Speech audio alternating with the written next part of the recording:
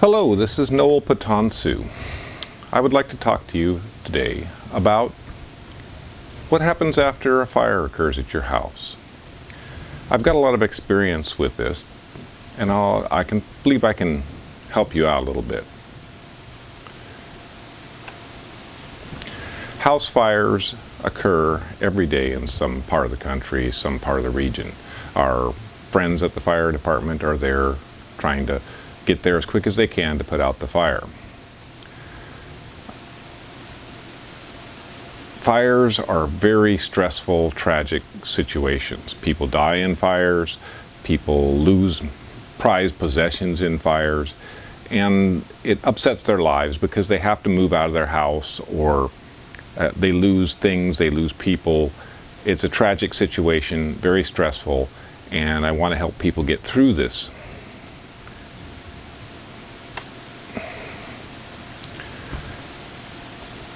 I'll put some information in the comments below, but I've got 30 years of experience in forensic investigation, fire investigations, insurance investigations, and the whole process that goes through after the fire is called in.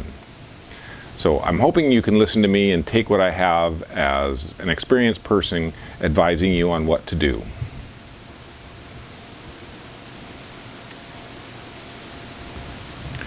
A house fire and what you need to know. What will happen next and how do you respond?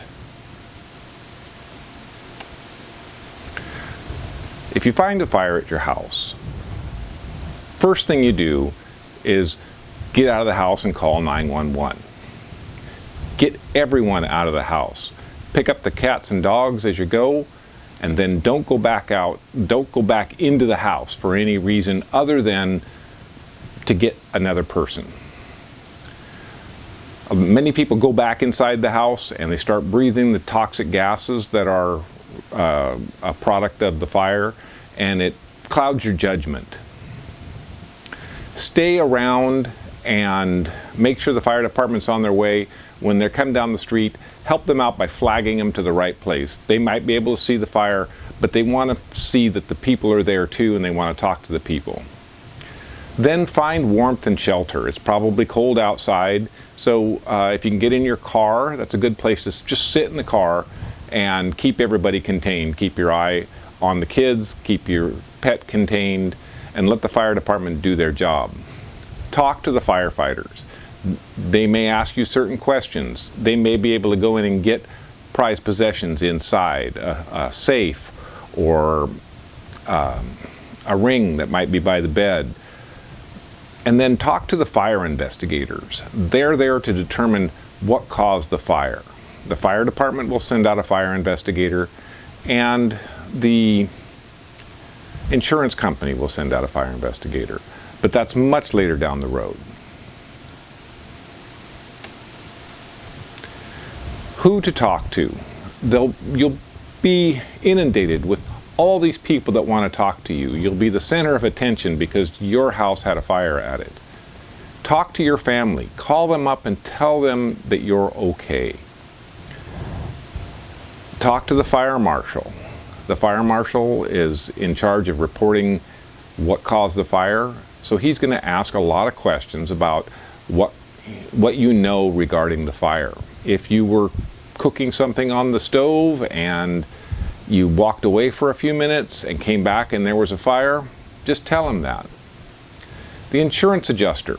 There'll be a couple types of insurance adjusters depending on the company, but you'll have to report in the claim through your agent, and then they'll work through the claims process. They'll send out a structure adjuster. That is a person that looks at the cost of rebuilding the structure.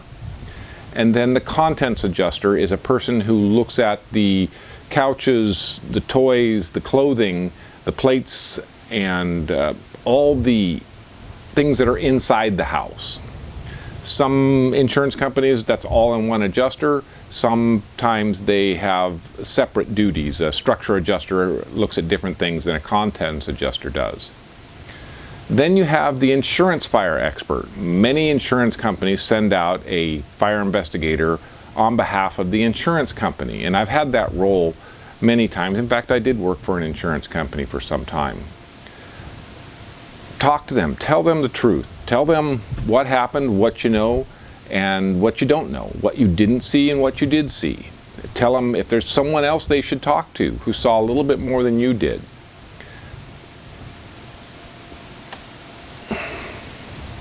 A large fire, a fire that brings in lots of fire trucks, is going to generate a lot of interest. The news media, the reporters for the newspaper, all the neighbors will want to talk to you, or they'll be talking amongst themselves. Contractors will be coming by. They want work. They see that your house needs to be rebuilt. They want the contract to rebuild your house. Public adjusters. These people are attracted to fires, and they try to get between you and your insurance company, and will say they'll do a better job than if you just worked through your insurance company. Many people are looking for work, and they see that your house needs some attention, and so they'll offer their services to work on your house. Then you have the looky-loos. These are people that just drive by the house. They might wave. They're just looking. It's a point of interest. Why do we have insurance? We have insurance because we are humans and we make mistakes. And if we're honest about the mistakes we've made, insurance companies have no problem in paying for the damage created. If you don't have insurance, well, you don't have that source of income after the fire. So I encourage everybody to have insurance, but insurance is there for tragic events and to help you get back on your feet. And they really do try their best to get you back on your feet. Who can help? During the fire, the firefighters are there to help. They're there to put out the fire, but they're also there to help you out. If you have some concerns, talk to them.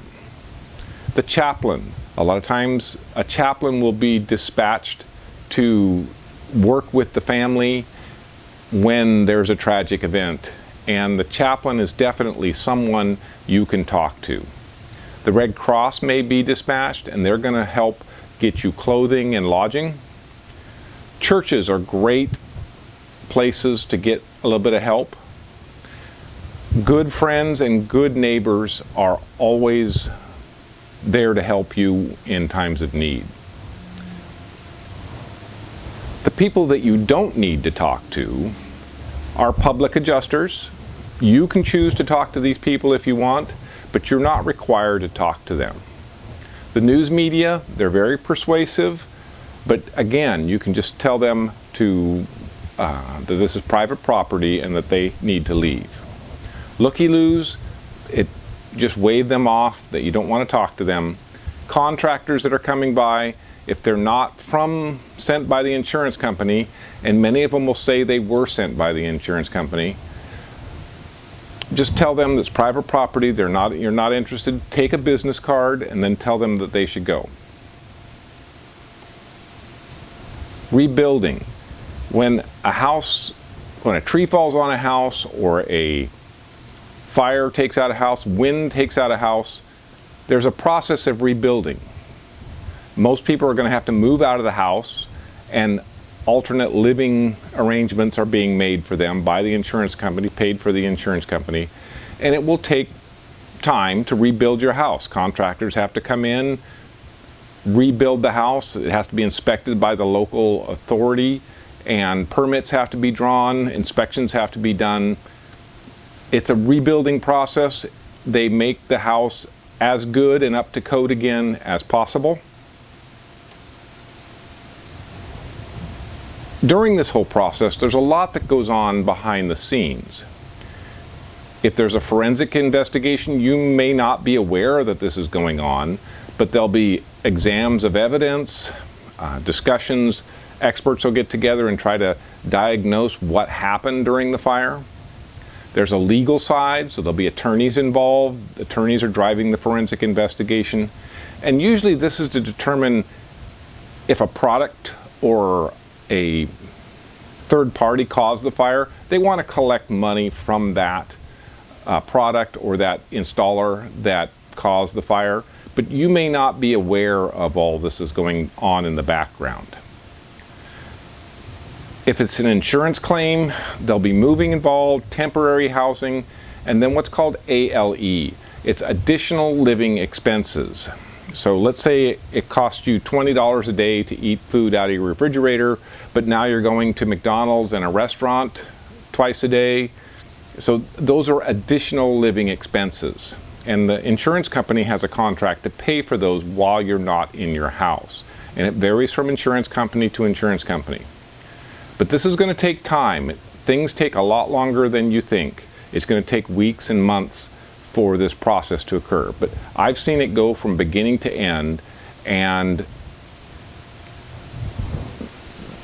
a house that is up to code and is good structure is replaced by one that had burned. So the process does work.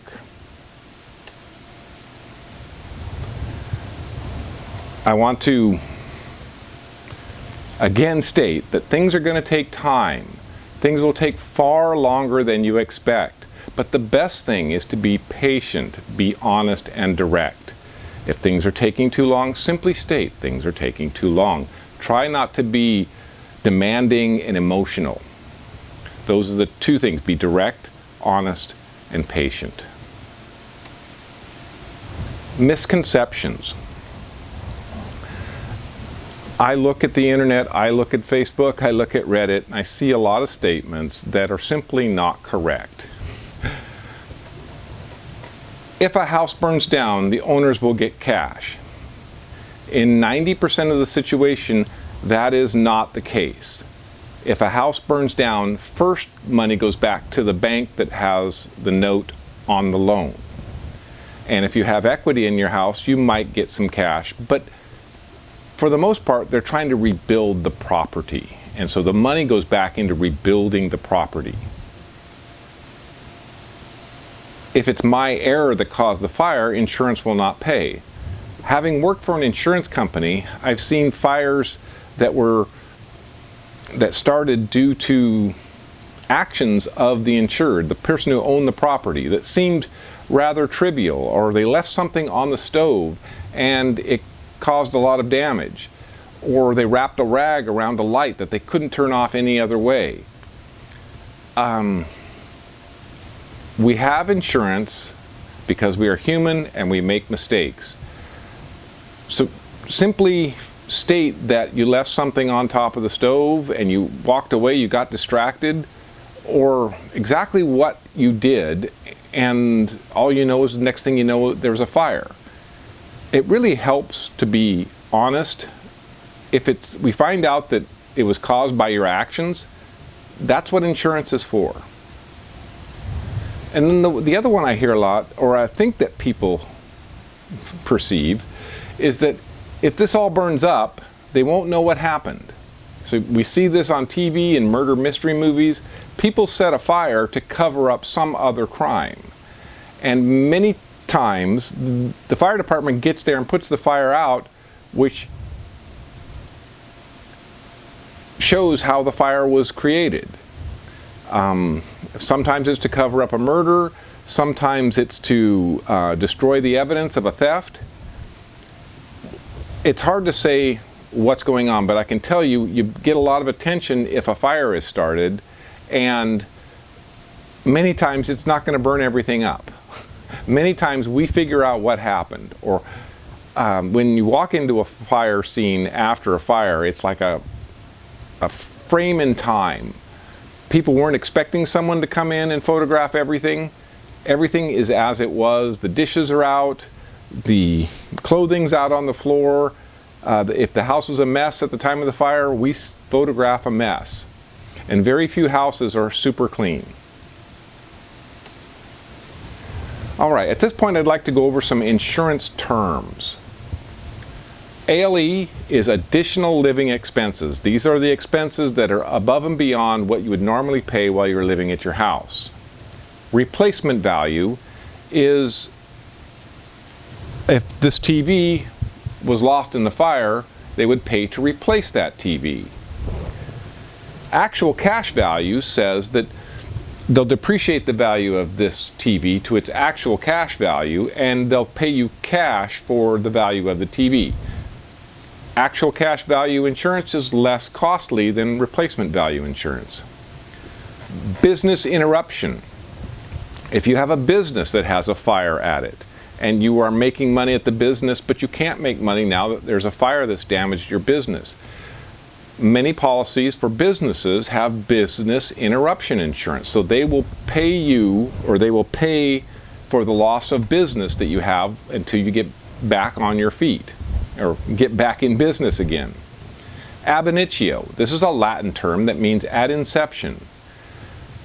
This is used when you have an insurance policy. Well, the one time I saw it used in the thousands of claims that I've worked on, the one time I saw it used was a grow operation, and the owner of the policy denied knowing anything about the grow operation. However, through investigation, we found that he had to know, and so what they did was called an ab initio. They refunded all of his policy money so they didn't have to pay the damage for the claim. I've not seen this used very often, but that's a term that's used in the insurance world. Prima facie, it simply means at face value or at first glance. That's used in certain cases, such as if you have multiple points of origin for the fire. At prima facie or at face value, that's an intentional act. Multiple insurance policies. There seems to be some confusion if there's multiple policies on a structure. And there's various reasons why there might be multiple policies, but in and of itself, it's not a red flag. The insurance companies will talk to each other and they will split up the payment process. So if there's two insurance policies on one structure, they will talk to each other. They might split it up 50-50. So I put it this way. If you spill a glass of water, the insurance company will replace it with a glass of water. If you have two insurance companies, they will replace it with a glass of water, not two glasses of water. Implied coinsured doctrine. In certain states, and I'm very familiar with Washington State, and I'm also familiar with Oregon State, if you are a tenant, a renter, and you have renter's insurance, there's the Sutton Rule, which says that you are an implied coinsured on. So what that means is you are an implied coinsured. I'm going to go leave it right there. Plaintiff and defense. Throughout the legal process, the homeowner is referred to as the plaintiff, and the appliance or installer that may have caused the fire is called the defendant. And as they go through the process, they will refer to each other as the plaintiff and defense. Then you have statutes of repose, and these are limits within the state that say that there's a limit to how much you can recover, or the times that, let me try to explain this. Let's say that there's a statute of 10 years for an appliance. So this appliance was 12 years old, yet there was a 10-year statute in that state. They cannot recover from the manufacturer after 10 years.